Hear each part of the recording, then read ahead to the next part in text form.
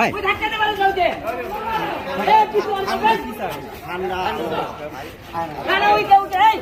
বেশি ক্ষমতা ক্ষমতা পেয়ে গেছে একদিন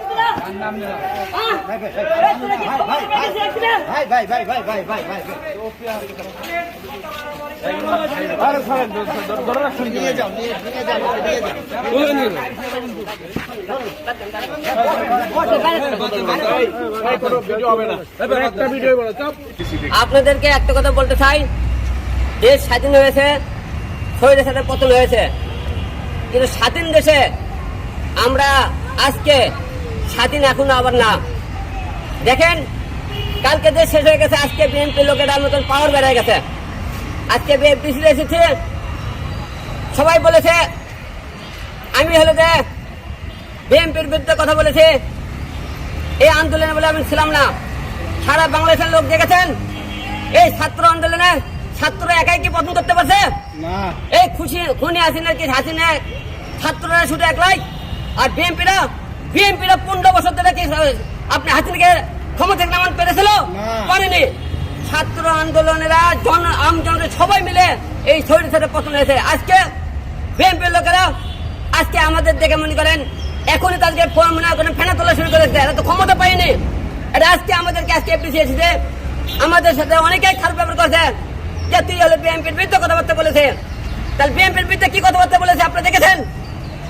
আমরা যখন কথাবার্তা বলেছিলাম এই ছাত্র আন্দোলনের মধ্যে, আমি আপনাকে দেখেন না, আমি নিজের জীবনের কথা মনে করিনি।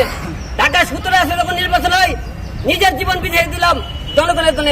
যে কোনো জায়গায় যে কোনো অন্যায় প্রতিবাদ আমি পালন করেছি, কয়েকজন প্রতিবাদ করেছে। আপনারা দেখেন আজকে বাংলাদেশের মৌলিক মানবতার ফিরিয়ালা দেখেছেন, এই মানবতার ফিরিয়ালাগুলো আপনারা দেখেছেন কতটা ছাত্র রাজনীতির সাথে ছিল, এই আন্দোলনের সাথে ছিল না। আজকে আমার সাথে তারা খারাপ ব্যবহার করেছে। আপনারা দেখেছেন আমি এই আন্দোলনের শুরুতে গেছিলাম, এখনো আছে।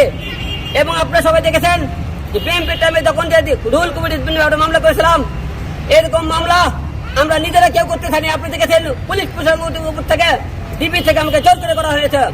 আর একটা জিনিস ক্লিয়ার করে কয়েকদিন আগে ছাত্ররা যে তারা বললো আমরা এই দলে 6 জন যে ডিবিতে বক্তব্য দিয়েছিল, ডিবিতে ওই ছাত্রদের বক্তব্য ছিল না, সেখানে বক্তব্য ছিল।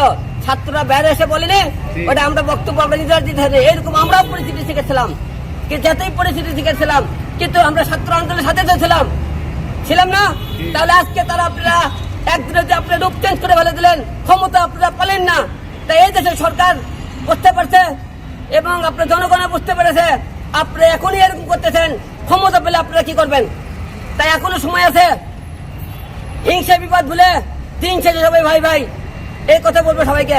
আলম ভাই, আপনি যেটা বলছিলেন যে ডিবি অফিস থেকে আপনাকে জোর করা হয়েছিল যে আপনি রুহুল কবির রিজভির নামে মামলা করেন, মানে এই ব্যাপারটা একটু ক্লিয়ার করুন, কারণ এই ব্যাপারটা আজকে আপনি প্রথম বলছেন, মানে এর আগে কখনো আপনি এই কথাটা বলেননি। এর আগে আপনারা এখানে প্রশ্ন করেননি। ওকে, এই প্রশ্নের উত্তর কি আপনারা সামনে চাইছিলেন?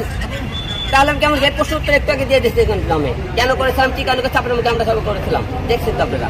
কিন্তু ওই সময় কি চাপের মুখে আপনি পড়েছিলেন, মানে এই ব্যাপারটা একটু যুক্ত করবো। সেই টাইমে আমরা যদি চাপের মুখে না করি তারা আমাকে মামলা দিয়ে 14 থেকে ভরে রাখছে, এই কথা আমাকে হুমকি দেওয়া হয়েছিল।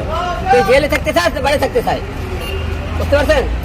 এবং একটু আন্দোলন নিয়ে জানতেই চাই যে এবারের আন্দোলনে আপনি সবসময় সরব ছিলেন এবং সবসময় আপনি কথা বলেছেন এবং সবসময় তাদের পাশে ছিলেন, মানে সেই জায়গা থেকে আজকে এফডিসি থেকে আপনাকে ঘাড়ে ধাক্কা দিয়ে বের করে দেওয়ার মতো একটা অবস্থা, মানে এই ব্যাপারটা কতটা দুঃখ পেয়েছেন আমি একটু জানতেই চাই আপনার কাছে। অবশ্য আমরা দুঃখজনক, লজ্জাজনক, এই ছাত্র আন্দোলনের শুরু থেকে ছিলাম, লাস্টেও ছিলাম, এখনো আছে। তারা নিজেরাই বিএনপির আজকে বড় বড় কথা বলতেছে, আমাকে কার দেখতে দেবেন, কে দেবে চাইতেছে। তারা কি 15 বছরে আপনি এই স্বৈরাচারের সরকারের পতন করতে পারছে? কত জ্বালার পরে আন্দোলন করতে পারছে? পারেনি। ছাত্র সমাজ, আমজনতা সবাই মিলে কিন্তু এই স্বৈরাচারের পতন করাইছে। এরা ভুলে গেছে অতীত, একদিনের মধ্যে রূপ পাল্টে গেছে, একদিন আর দুদিন পরে আছে।